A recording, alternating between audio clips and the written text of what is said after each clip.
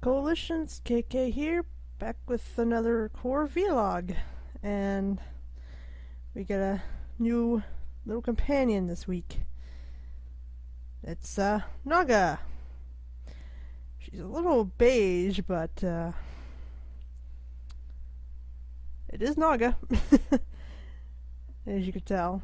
Got the saddle and everything. I did an unboxing of her yesterday, I think it was. Yeah, I think it was yesterday.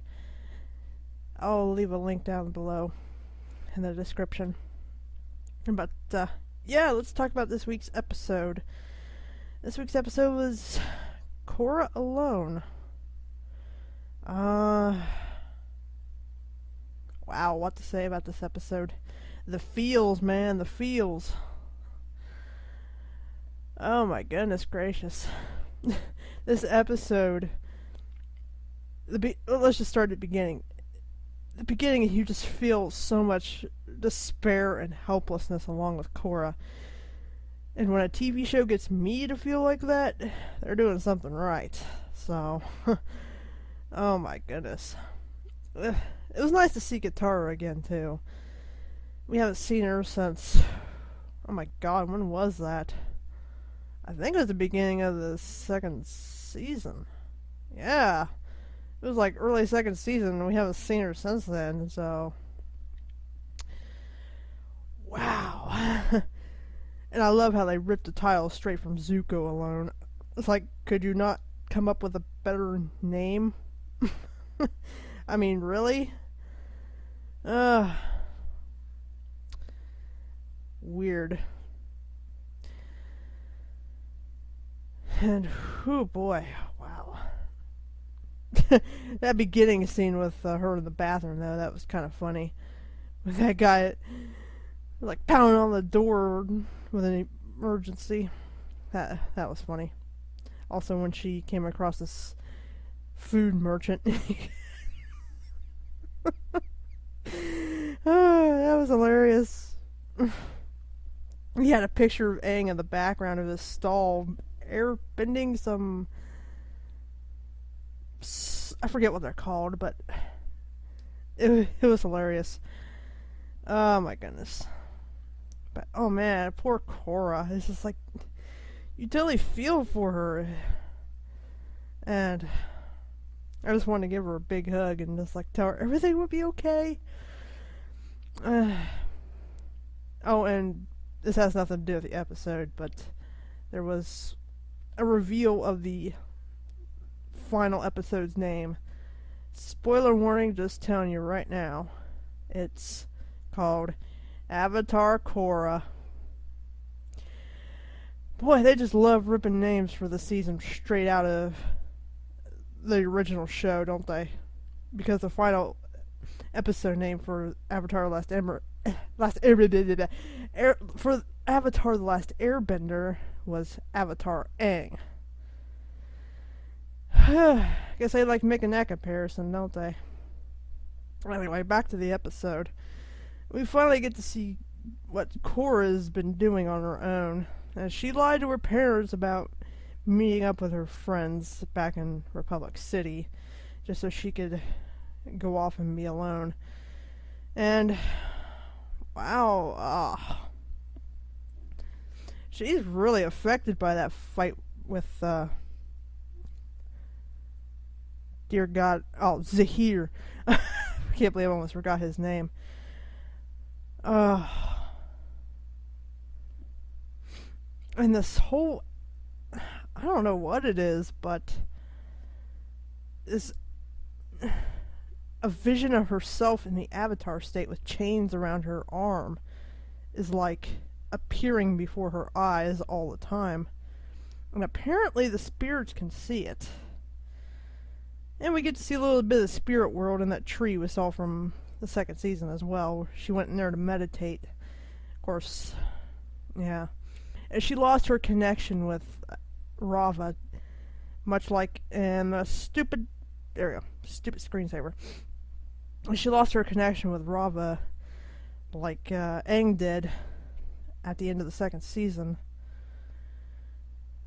And wow, they love making parallels between the two shows. It's quite interesting. I'm sure, just like Aang, she'll find it again. I have absolutely no worries about that. Wow. It's amazing how much that poison affected her, though. And that fight just totally is practically making her useless in fighting. And I can see where this is going now. She has to learn to overcome that. You can't see my hand, but I'm sitting here making gestures. And, I don't know. Like I said, it's her old self appearing with a chain around her wrist. And it's attacking her. It's in the avatar state, too, like I said. And apparently the spirits can see it. And it keeps leading her around. And attacking her at the same time. I honestly think it's trying to help her out. Trying to help her find herself again. Which she is having trouble doing. So it leads her to the swamp. I'm not sure if it's the same swamp from Avatar: The Last Airbender in the second season where Aang sees a vision of Toph. Oh. Ooh. I just made that connection. I just made that connection. Korra is led to the swamp where Aang was led to the swamp as well, and he saw a vision of Toph, who would then go on to become his earthbending teacher. Korra gets led to the swamp and gets knocked out, and who finds her? Toph. Yes, Toph is alive and doing quite well. What she's doing living in a swamp, I don't know. But wow. It's nice to know that she's alive. So now we know that Katara's alive, Zuko is alive, and now Toph is alive. So that is 3 out of the... How many were in the friggin' group? There was Aang, Katara, Sokka, Toph, Zuko, and later on Suki, so 6. So we know 3 out of the 6 are still alive. That's amazing. I had a feeling it was Toph when I first heard her and the way she was talking. And she even said to Korra, she called Korra Twinkle Toes. Oh, man. The feels, man. I'm not so much obsessed with TV shows and anything anymore, but back in the day I was pretty obsessed with Avatar: The Last Airbender.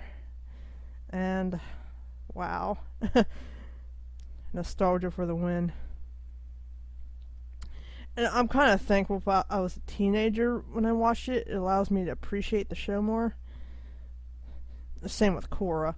Although the second season was a piece of crap for the most part. It had its good moments, but maybe I'll do a review of each show individually. But that'll come later. Right now I'm just doing this episode by episode thing. And yeah, this episode was good, really good. And so far the season is looking to be much more well established than the second season.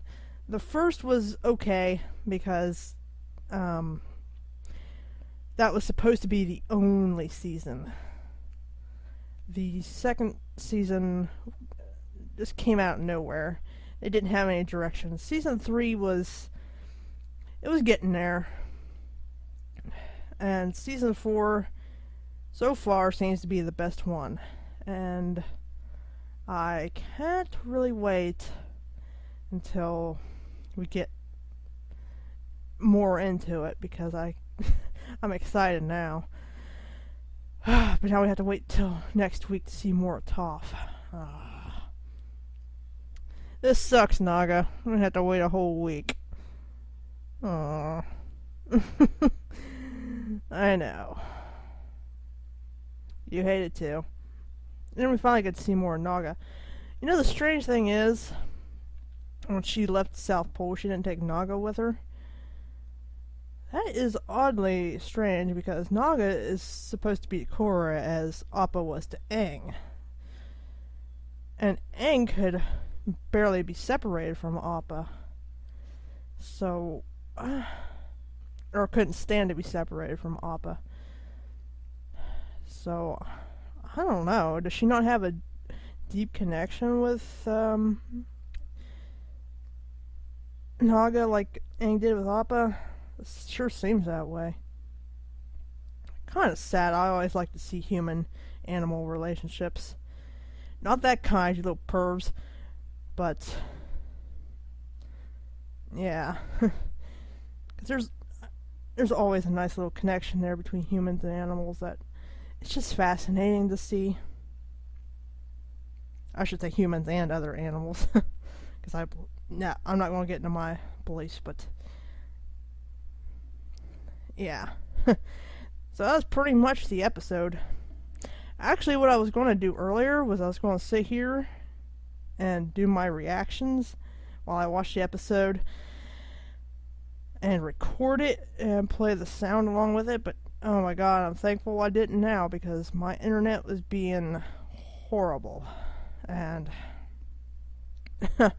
it would stop, and then it would start, and then the end just went all blah blah blah, and I'm surprised I even got to see and realize it was Toph at the end, and oh my god, that would have been a nightmare to edit, but yeah, kinda glad I didn't.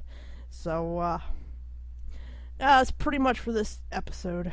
Kind of a long vlog, but at least I'm talking more. I'm sorry for last week, but the thing is, I'm not used to doing these, so you're gonna have to bear with me.